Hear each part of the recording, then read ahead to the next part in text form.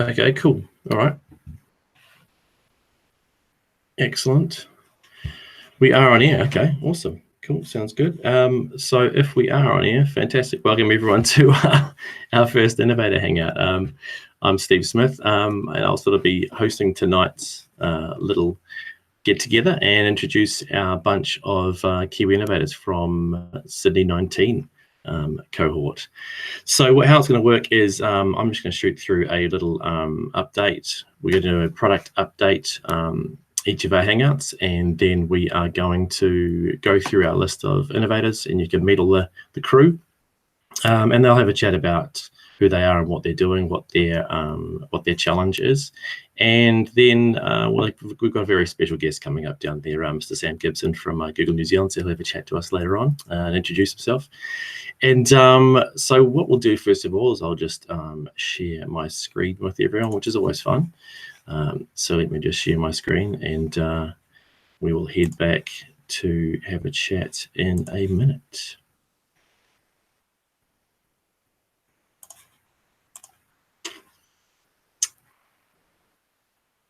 So hopefully we're good in seeing that.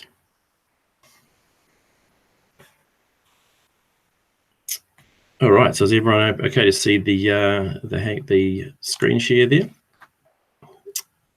So the first little update I'm going to have a look at is this one. It's an update to Gmail, and there's two quite fun updates to Gmail that I quite like. The first one we got here is quite new. It's the schedule send. It's where you can choose to send an email at an appropriate time. So it's simply beside the send button, there's a little up arrow. You click on schedule send, and then you can just choose what time you're going to send your email. Sometimes we do things late at night or in the middle of the day when it's not the right time to send the email, and we want to get it with the best time when we're going to hit people. So we can schedule our send and send them when it's going to have the best impact. Second little feature I really like in Gmail is the canned responses. I often send the same email over and over again with a few changed words in it. So by clicking our three little magic dots down the bottom here, we can choose canned responses, which then opens up a whole lot of templates that I've got here. The way you do it is you type an email, and then you can simply click on the save the draft as a template. These ones here have a bunch of writing in them with a few gaps, and I can then simply send those whenever it's ready to be sent.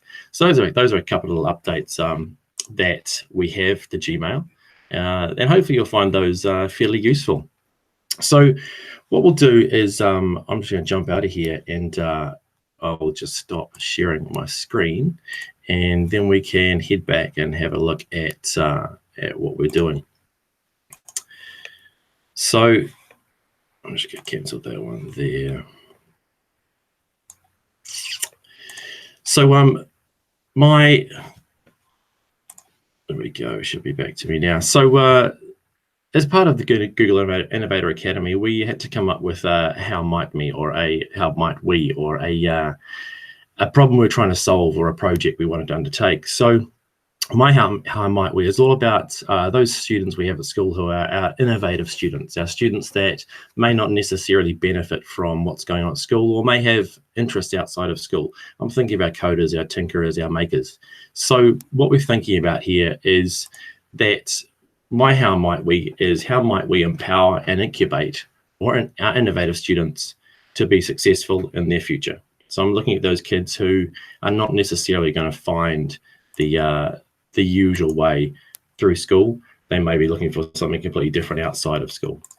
So that's my how might we. And our next person who is part of our little crew is Gerard Vermeulen. Now Gerard can't be here this evening, so he's asked me if I can play a video he sent for us. So what I'll do is I will share my screen again. Here we go. Let's just go share my screen again and jump over to Gerard's video, and hopefully this will play okay for us. Let's see.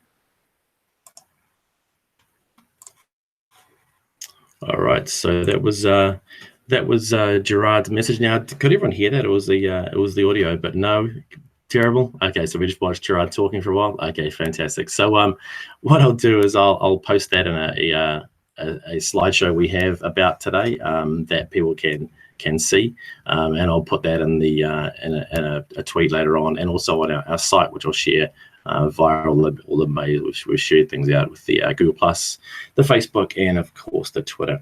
So the next person we'll have a quick chat to is who's up first? Who we got here? Tony. We'll click over and have a chat, Tony, and learn a bit more about her. Okay, kia ora. Can everyone hear me? I'm just going to do all the sound checks and all of the visual checks. I'm just watching Jordan nodding at me. Great. Okay, cool. I'm just going to screen share and see if that's going to work for me. Share. Okay, screen sharing. Okay, I hope that's working. Can you guys see my little Google drawing I've got going on here? Yes. Okay, cool. Okay. So my project is how might we create collaborative opportunities for students to learn and practice digital fluency. So essentially I'm creating an interactive online learning platform where students can work through engaging, gamified, context-based challenges to learn and practice digital fluency and skills. So it would be skills like researching and being how to make a good comment on a blog, skills within Google Drive and Google Docs and Google Sheets, Google Slides, all of the Google products, just to get their skills going so that it doesn't just fall on the teacher to help upskill kids. And thinking 10 plus, thinking bigger, it would be amazing if it could become quite a collaborative platform where students can interact and comment to each other and share ideas and things like that. So it's a very exciting project that's coming up, and I'm currently looking for schools to pilot the platform as well. So if you are interested in piloting it at your school, you can get in touch with me as well. But yeah, other than that, just ticking along, still riding the wave from Google Innovator and loving being back on the ground with all these amazing ideas buzzing around, and having an awesome network of Team Kiwi behind us to keep the momentum going. So yeah, thanks for tuning in.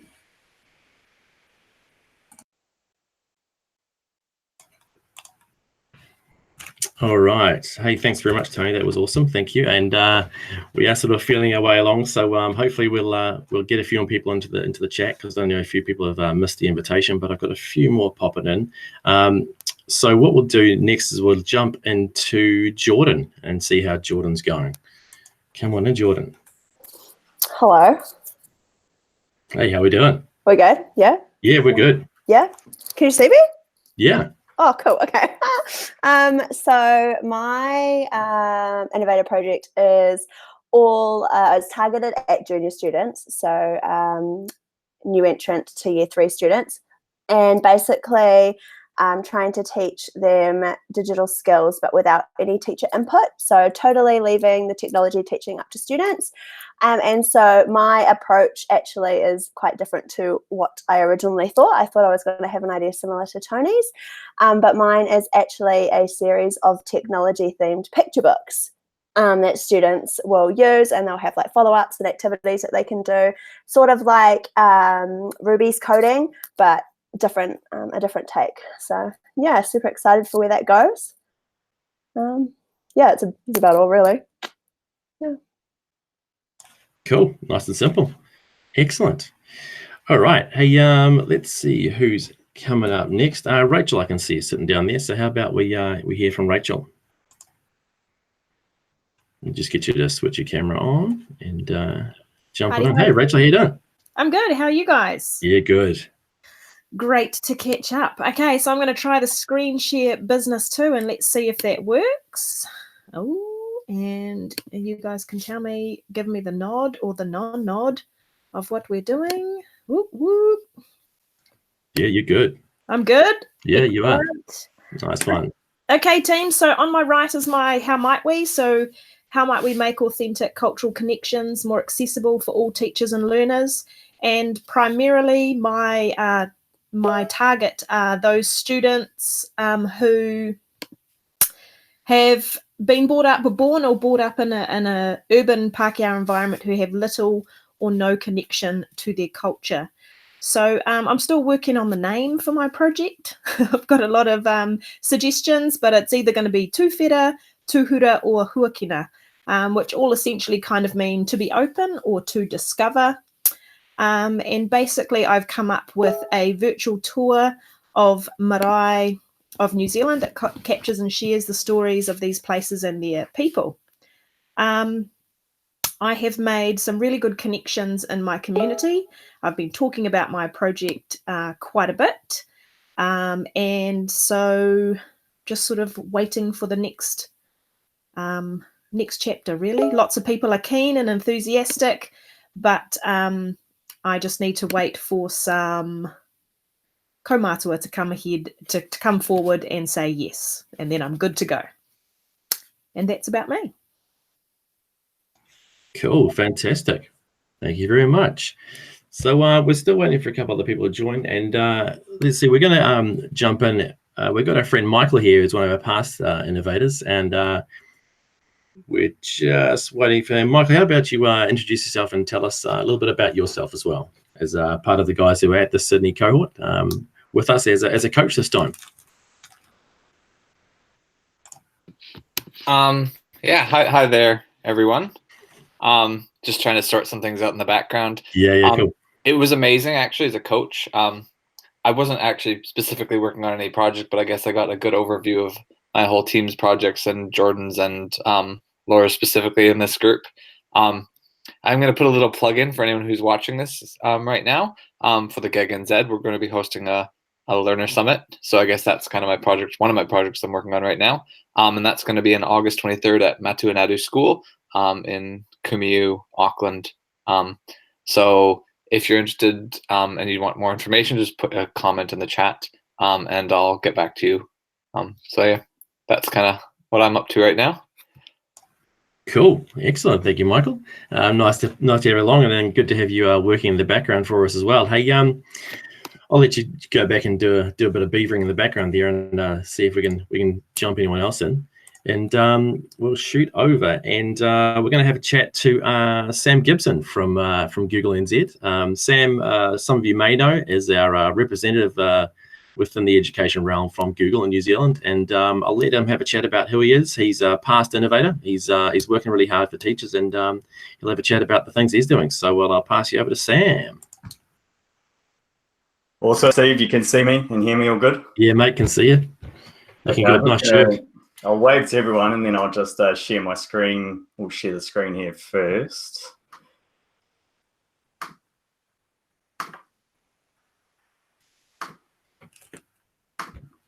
All right, let's go. Sweet. So you can see that? Yep, sure can. Good as gold. So I thought I'll introduce myself first.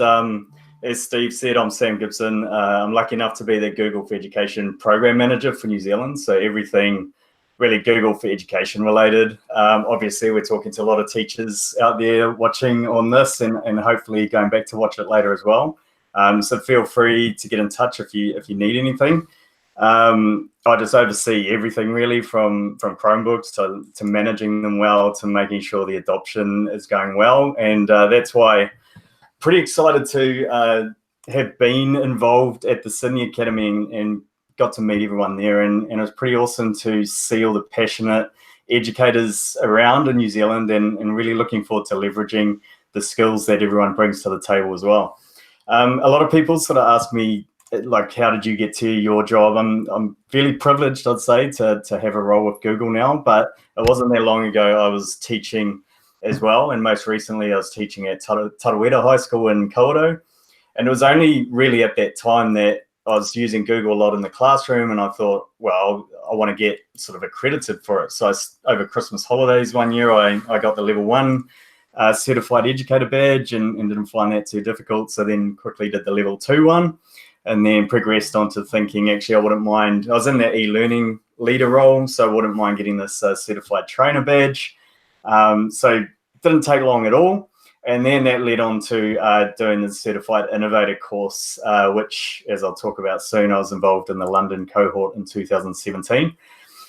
So if you're a teacher out there and you really want to get involved with some awesome people who are also inspiring educators throughout New Zealand, make sure you definitely go to the Teachers Centre page that I'm showing there. And get yourself certified. It doesn't really cost much, and you learn a lot of cool skills. And at the end of the day, it's a pretty cool micro-credential that you can have. Ultimate goal, like everyone on this chat here, is that Certified Innovator course. And as I just mentioned before, I was part of the London 17 cohort. It really did change my life and change my career. As everyone else could attest to, it's such an awesome way to be a part of a global PLN. And to really share and learn from them PLN as well. So anyone who's got big ideas in education, it's an awesome job, awesome goal to have to work towards becoming a certified innovator. I'm going to quickly talk a little bit about my project because funnily enough, I started in 2017, but it's actually still ongoing, and I haven't completed it yet because it's relying a little bit on crowdsourcing. So my how might we allow students to be innovative at senior levels of the curriculum? And I kind of saw it like a lot of innovation was happening at primary school level, but as we got closer to NCEA assessments, then a lot of the innovation and their creativity sort of died away as a result of that pressure from assessments. So first of all, we did a lot of research, and interestingly enough, one of the assumptions I had was the idea that assessment kills innovation and creativity. So we did a bit of research around that, and one thing that changed my assumption a bit was a lot of people said, no, it shouldn't, and it can actually drive innovation and creativity if you're actually assessing the right things. And that brought up the idea of trying to assess some of those softer skills such as creativity and collaboration and communication and critical thinking. So some other key insights from that project was we sort of looked at how we could create something that teachers could use that was going to integrate different subject areas throughout the curriculum. And a lot of teachers were saying subject integration, let's say at level 1, was very difficult and time consuming. But at the same time, if we were to create something, they thought that at senior level, there still needed to be some sort of credits or some credits available so that students and sometimes parents saw value in that subject as well. And they definitely, everyone viewed those soft critical skills as vitally important as well. So that's only a few insights that we got out of it, but at the end of the day, what we made out of it was a Google site or a website, and it was based on sort of those soft skills, which we call 6C projects, because there's normally 4 Cs that I've already talked about, but then we added a couple more in as well, which was citizenship, and I've totally had a blank on the last one, but there's a whole lot of skills that we wanted to promote during these projects. And so we built this site, and it's got a whole template. It's out there for teachers to use so that you can essentially have your students working on passion projects, but bring in credits from other areas of the curriculum in level 1 so that they can be assessed against the project that they're doing. So if you want to ever check it out, there's a little short link down the bottom there. So feel free it's all up there online, feel free to use it. But the key thing that I'm trying to crowdsource from different teachers is the possible credits. And I've listed them. If you go onto that site, there's a whole lot of credits from different traditional subjects in level 1 and how those might fit into a design thinking course, which the kids can follow their own passions and still get assessed through what's already there in the curriculum. So it'd be awesome if anyone wanted to check that out and give some feedback. As I say, it's pretty hard to come up with all those standards and those different level 1 credits and bits of work by yourself. So it's really cool if we can reach out to different educators in New Zealand to create something that allows for more innovation in the senior areas of the curriculum. Right, so I'm going to stop sharing my screen here. Cool. So, hey Sam, if you think back to your Innovator, how do you think that had a big impact on you as an educator, and maybe into where you are now? Do you think? Yeah, the first thing that really hit home to me was, I think, when you reflect on it, and I'm sure everyone feels the same, that sometimes in your school or the region you're teaching in, you can feel a bit of a lone ranger and feel like you're all by yourself trying to push these ideas. And then all of a sudden you're in a room with everyone that's kind of on the same planet as you, and really thinking big and wanting to really make a change in education as well. So that was the first thing that I found, was just to really have that solid team around you.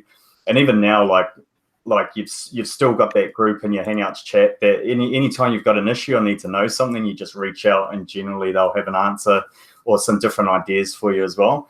So it's really nice to have that sort of sense of belonging, to feeling like you're not the only one out there that's crazy. And then from there, like I said, I think that was really the catalyst to bigger things for me, in terms of getting a job, working for Google, getting the right contacts, and just making those connections with awesome people out there. Cool. Hey, thanks very much, Sam, and hey, thanks very much for your time this evening. So you're not at home? Are you away at the moment? No, I thought it was when I told you. No, I'm at home. I'm back in my home office. Yeah, and one other thing I'll say is just to back Michael up a bit. So Michael's one of our GEG leaders. If in regards to making those connections, make sure if you're watching this either live or later on, make sure you join the New Zealand GEG. I'm really excited about leveraging the passion and the expertise of everyone within the group and within our new from our new innovators as well. So get involved and make those connections and be part of it, and start sharing the awesome things that you're doing as well. Awesome. Hey, thanks very much for your time, Sam, and it's good to catch up with you again and hear what you're doing and where the Innovator has led you. Awesome. Thanks, Steve, and thanks for organising. Hey, no problem at all. So look, that's our little introduction to our half of the Sydney cohort. The other half are knocking on the door trying to get in, and unfortunately the technology has let us down, and we all know as teachers that that's something that happens. So what we'll do is we'll sign off from the Innovators this evening. We are going to have another webcast in 2 weeks' time, so you can meet some more of us and see who we are. And our second half of Innovators will talk you through their how might we's and what their projects are. So what we'll do is we'll say ka kite for now, and we'll catch you in 2 weeks' time with our next update. I'll send out a link to some information from tonight, and also a link to our site that we've built, so you can catch up with us and see what we're doing out there. So thanks very much for joining, and hopefully everyone got something good out of tonight's episode, and we'll catch you very, very shortly.